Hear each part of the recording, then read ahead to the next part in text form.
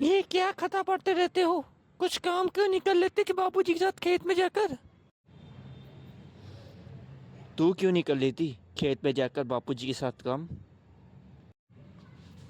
मैं पढ़ाई कर रही हूँ कलेक्टर बनने के लिए। तुम्हारी तरह फालतू की मेरी नहीं पड़ती। चल निकल यहाँ से, बहू को पढ़ने दे। तू क्या समझती है मेरे हाथ में ये मैगजीन पोर्नोग्राफी की है? मैं तेरी तरह ढोंग नहीं करता। मैं तुझसे पढ़ाई में मात्र एक दर्जा कम हूँ। तू मेरे किसान माँ बाप को बेवकूफ़ बना सकती है, कलेक्टर बनने का ढोंग करती है तू। तू देखना चाहती है मेरे हाथ में ये मैगजीन किसकी है? दुनिया का सबसे बड़ा आदमी फिल्म स्टार अमिताभ बच्चन की है ये मैगजीन। फिल्म इंडस्ट्री में इन्हें देवता कहा जाता है।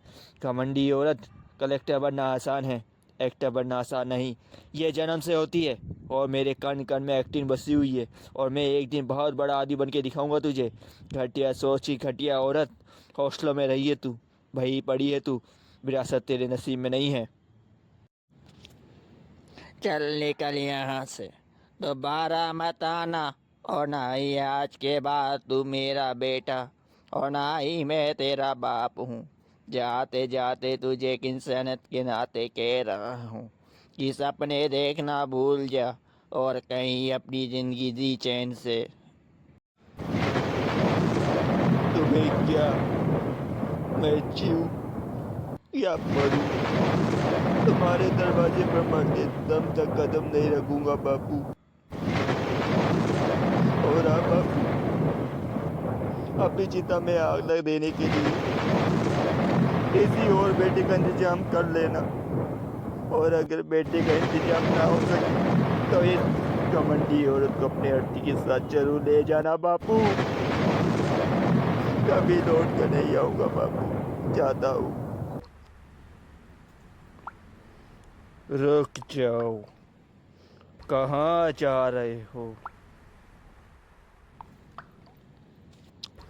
ये जिंदगी जहाँ ले जाएगी। रुको, ठहरो, वापस आओ। मरना बहादुरी नहीं, हिम्मत मत हारो। जिंदगी से डरो मत, लड़ो। ये प्रगति का नियम है। समय में बदलाव आता है। भरोसा रखो उस पर जिसने ये दुनिया बनाई है। मेरा अब इस दुनिया में कुछ नहीं बचा। ना कोई मेरा है और ना ही मैं किसी का हूँ। क्या करूँगा जीकर, और क्यों जीऊँ, और किसके लिए जीऊँ? तुम भूल रहे हो, विधाता जो लिखता है उसे कोई नहीं टाल सकता। स्वयं भोलेनाथ भी नहीं। तुम तो इंसान हो। तुम कौन हो? सामने क्यों नहीं आ रहे हो?